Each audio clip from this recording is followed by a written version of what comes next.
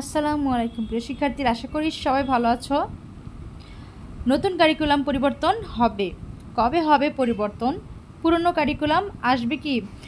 তো দেখো, আমাদের কিন্তু যেহেতু সরকার পরিবর্তন হয়েছে, আমাদের নতুন সরকার আসছেন এবং আমাদের অন্তর্বর্তীকালীন সরকার গঠন করা হবে। এরপর আবার নতুন সরকার আসবেন, ওনার মাধ্যমে উনি পরিচালনা করবেন দেশটি আপাতত। এরপর আমাদের যখন আবার নতুন ভোটের মাধ্যমে নতুন সরকার আসবে, তো এই সব কিছু মিলিয়ে আমাদের আসলে পড়াটা কী হবে, আমাদের লেখাপড়ার উপর কী প্রভাব পড়বে, আমাদের যে নতুন কারিকুলামটা সেটা কি থাকবে আদৌ, নাকি সেটা এই বছরই পরিবর্তন করা হবে? পুরো ভিডিওটা দেখলে তোমরা সেটা অনেকটাই বুঝতে পারবে। তো চলো আমরা তোমাদের পুরো ভিডিওটা দেখিয়ে নিই, তোমরা সেটা পুরো ভিডিওটা দেখলে মোটামুটি ধারণাটা পেয়ে যাবে। দেশের পরিবর্তিত পরিস্থিতিতে পদত্যাগী সরকারের নতুন কারিকুলাম নিয়ে ভাববার সময় এসেছে।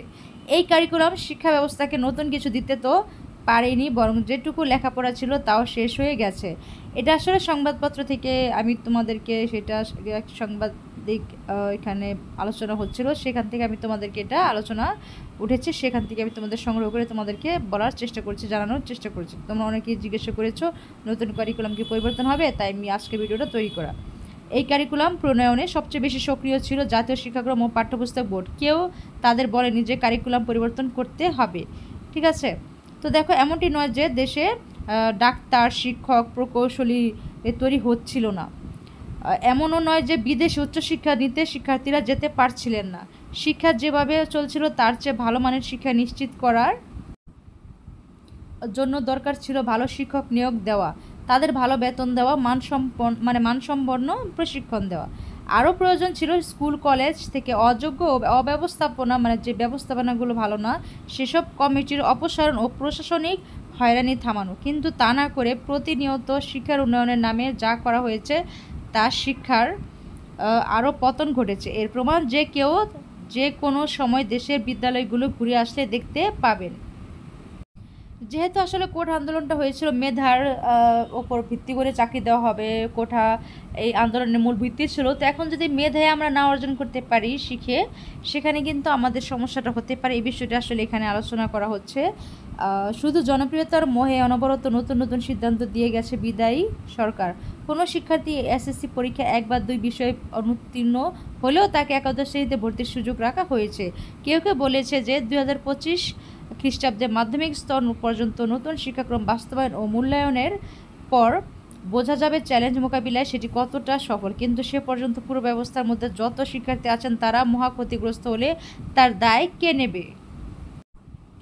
অধ্যাপক জাফর ইকবাল বলেছেন, এই কারিকুলামের সুফল দেখতে 5 থেকে 7 বছর সময় অপেক্ষা করতে হবে। বিভিন্ন বিদ্যালয়ে গিয়ে দেখার কতটা সুযোগ তার হয়েছে জানি না, কিন্তু আমি দেখেছি এবং দেখে চলেছি। শিক্ষার্থীরা বই দেখে পড়তে পারছে না, বাংলা বইও না, ইংরেজিও না, ভাষা দিয়েই সব বিষয়ের বই লেখা। ভাষাতেই যদি তারা এত দুর্বল থাকে, তাহলে কোথায় দক্ষতা আর কোথায় কম্পিটেন্সি অর্জন? নতুন কারিকুলাম প্রণয়নের পক্ষে সাফাই গেয়ে বলা হচ্ছে, সবাই স্বাধীনতা নিয়ে শিখবেন, আনন্দের মাধ্যমে শিখবেন। কিন্তু যে পাঠ্য বই করা হয়েছে তাতে আনন্দের ছিটে ফোটাও নেই। নিজেরা সব চিন্তা করে নিজেরাই কল্পনায় দেখেছি শিক্ষার্থীরা অনেক কিছু শিখেছেন, কিন্তু বাস্তবে কি হচ্ছে তার ধারে কাছেও না। মূল্যায়ন পদ্ধতিতে যোগ্যতা ও কার্যক্রম ভিত্তিক মূল্যায়নের পাশাপাশি লিখিত মূল্যায়ন রাখার কথা আমি অনেকেই বারবার লিখেছি যে অন্তত 50% লিখিত ও 50% কার্যক্রম ভিত্তিক পরীক্ষা নেওয়া হোক। কিন্তু এনসিটিবির কর্তাদের উত্তর হচ্ছিল লিখিত পরীক্ষা নোট পরীক্ষা, গাইডের ব্যবস্থা করা। এতে কি নোট গাইডের ব্যবসা থেমেছে? যখন উদাহরণ দিলাম যে আন্তর্জাতিক সব পরীক্ষাতে লিখিত পরীক্ষা আছে, এনসিটিবির কর্তারা উত্তর দিলেন আন্তর্জাতিক ওগুলো ও লেভেল, এ লেভেল, এগুলো সব বাণিজ্যিক পরীক্ষা, আর আমরা একেবারে আসল পরীক্ষা নেব। পরে যখন বিভিন্ন সূত্র থেকে দাবি উঠল লিখিত পরীক্ষা থাকতে হবে এবং নতুন মন্ত্রী লিখিত পরীক্ষার ইঙ্গিত দিলেন, তখন এক লাফে 65% লিখিত ও 35% কার্যক্রম ভিত্তিক হওয়ার কথা বলা হলো। তার মানে কি তাদের আসলে সঠিক কোনো প্ল্যান ছিল না? আন্তর্জাতিক পর্যায়ে কোন কোন দেশের মডেলকে পর্যালোচনা করা হয়েছে এবং কোন কোন দেশে এই মডেল সফল বাস্তবায়ন হয়েছে, সেই উদাহরণ অভিভাবক সহ দেশের শিক্ষিত ও শিক্ষা সংশ্লিষ্টদের সামনে সরাসরি উপস্থাপন করার প্রয়োজন ছিল, সেটি করা হয়নি, অর্থাৎ ধাপ্পাবাজি করা হয়েছে। এছাড়া আসলে এক সংবাদপত্রে এগুলো দেওয়া হয়েছে, আমি সেখান থেকে তোমাদেরকে বলছি। তাদের নিজেদের স্বার্থে এই কারিকুলাম চালু করেছেন, শিক্ষার্থী কিংবা দেশের উপকারের জন্য নয়, এটি বিভিন্নভাবে প্রমাণিত হয়েছে। পূর্বের প্রথম শ্রেণীর শিক্ষক সহায়িকার প্রতি পাঠ অধ্যায়ভিত্তিক 4টি যোগ্যতার জ্ঞান, দক্ষতা, দৃষ্টিভঙ্গি ও মূল্যবোধ এর উপর নির্দেশক প্রশ্ন ছিল, যার প্রতিফলন শিক্ষক ডায়েরি 1 ও 2-এ থাকত। কিন্তু বর্তমানে প্রথম তৃতীয় শ্রেণীর মূল্যায়নের বিষয়টি এভাবে না রেখে পরিশিষ্ট আকারে শ্রেণীভিত্তিক অর্জন, উপযোগী যোগ্যতা, পারদর্শিতার সূচক, পারদর্শিতার মাত্রা, ভালো, গুড, খুব ভালো, মানে ভেরি গুড, উত্তম, এক্সিলেন্ট, বিষয়ভিত্তিক পারদর্শিতার ক্ষেত্র ইত্যাদি বিভিন্ন পর্যায়ে সাজানো হয়েছে। এমন অগোছালো অবস্থা পুরো পাঠ্যসূচি জুড়ে। লিখিত পরীক্ষা না থাকায় কারিকুলামটি সমালোচনার মুখে পড়ে সেই প্রথম থেকে, কিন্তু সেই সমালোচনার প্রতিবাদে শিক্ষক ও শিক্ষা কর্মকর্তারা বরাবরই অদ্ভুতভাবে নীরব মূল্যায়ন নিয়ে নতুন শিক্ষাক্রম তালগোল পাকিয়ে আছে।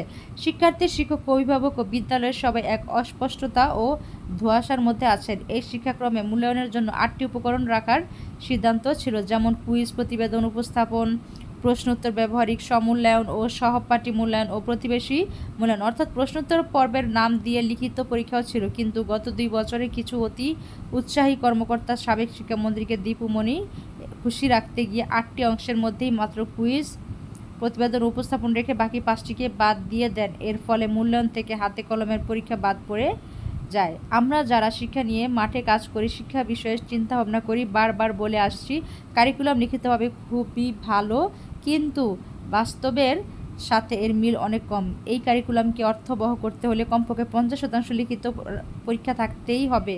আমরা যতই বলি না, কর্তারা ততই শক্ত অবস্থানে চলে যাচ্ছিলেন যে লিখিত পরীক্ষা মানে মুখস্থ, লিখিত পরীক্ষা মানে প্রাইভেট পড়া, লিখিত পরীক্ষা মানে নোট গাইডের ব্যবসা।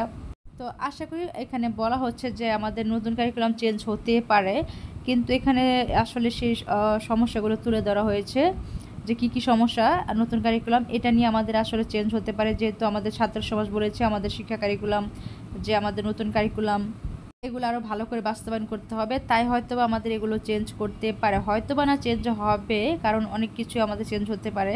তাই তোমরা যারা পড়তেছো তাই মনোযোগ সহকারে পড়াশোনাতে আবার ফিরে আসো, খুব ভালো করে পড়ো, কারণ এখন তোমরা ছোট, তোমরা বুঝতেছো না, কিন্তু বড় হলে দেখো আজ কিন্তু মেধার জোরেই আমাদের কিন্তু অনেক কিছু অর্জন হয়েছে, এটা থেকে কিন্তু তোমাদের অনেক কিছু শেখার আছে। তাই আমি আবার বলবো তোমরা অবশ্যই তোমাদের শিখতে হবে, শেখার কোনো বিকল্প নেই। আমরা যত বেশি পড়বো, যত বেশি শিখবো, আমরা যতটুকু সময় দেখে দেখে শুধু ছকগুলো পূরণ করেছি, এখান থেকে যদি আমরা যতটুকু সময় আমরা লিখি, এই 1-2 ঘন্টায় ধরো আমি প্রত্যেকটা মানুষের জন্য, ধরো এখন আমরা অনেক ব্যস্ত, স্টুডেন্ট অনেক ব্যস্ত, অনেক কাজ আছে, ঠিক আছে, আমরা প্রতিদিন 2 ঘন্টাই পড়ি, ভালো মতো পড়ি, কিছু শেখার চেষ্টা করি যেগুলো আমাদের বাস্তব জীবনে, ভবিষ্যতে এবং অন্যের উপকারে, নিজেদের উপকারে, দেশের উপকারে, পরিবারের উপকারে আসবে, সেরকম শিক্ষা আমরা অর্জন করবো ইনশাল্লাহ। এরকম চিন্তাভাবনা যদি আমাদের মধ্যে আসে, আমরা কিন্তু এই সোনার বাংলাদেশ আমরা ঠিকই কিন্তু প্রত্যেকে এক একটা হীরা, ঠিক আছে, আমরা প্রত্যেকে কিন্তু এক একটা হীরা। কারণ দেখো আমরা আমাদের দেশটাকে বাঁচাতে আমরা আমাদের জীবন পর্যন্ত দিয়ে দিই। এরকম কয়টা দেশ আছে যে নিজেদের জীবন দিয়ে দেশকে রক্ষা করতে, দেশ থেকে দুর্নীতি মুক্ত করতে, মেধার তালিকা যেন সবচেয়ে বেশি সম্মান পায় সেই বিষয়টার জন্য জীবন দিয়ে দেয়। দেখো অন্যান্য দেশে সেই নজির নাই, কিন্তু আমাদের দেশে আছে। তো আমাদের সেই ছাত্র সমাজ কিন্তু অনেক পাওয়ার, তো আমাদের সেই পাওয়ারটা অর্জন করতে হলে আমাদের প্রধান, আমাদের সেই আমাদের অস্ত্রটাই হচ্ছে আসলে আমাদের কলম, আমাদের শিক্ষা, আমাদের বিশ্বটাই আমাদের হাতে থাকবে যদি আমরা শিক্ষিত হই। আর যদি আমরা শিক্ষিত না হই, শুধু শিক্ষা মানে যে শুধু চাকরি করব, টাকা ইনকাম করব তা না, আমাদের জ্ঞান অর্জন হবে, আমরা ভালো খারাপ কী এগুলো আমরা চিনবো, বুঝবো। তো এর জন্য আসলে আমাদের এই নতুন কারিকুলামটা চেঞ্জ হতেও পারে, না হতে পারে, এটা আসলে আমি তোমাদেরকে এতটুকু বলতে পারি, শুধু যেন শিখতে পারো সেই রকম লেখাপড়াই তোমাদের সৃষ্টি হবে, তোমাদের জন্য আবার নতুন করে তৈরি করা হতে পারে। তো আজ আমি এই বার্তাটাই তোমরা অনেকে জিজ্ঞাসা করেছো, তাই আমি তোমাদেরকে, আমি যতটুকু জানি বুঝি ততটুকু আমি তোমাদেরকে বলেছি, এর চেয়ে বেশি কিছু না। যদি আমার কথায় কারো খারাপ লাগে, আমি কাউকে খারাপ বা কষ্ট দেওয়ার জন্য কথাগুলো বলিনি, তোমাদের ভালোর জন্য বলেছি। আমি যতটুকু শুনেছি আমি ততটুকু থেকেই বলেছি। তো সবাই ভালো থেকো, সুস্থ থেকো, আমি এখানে বিদায় নিচ্ছি, আল্লাহ হাফেজ।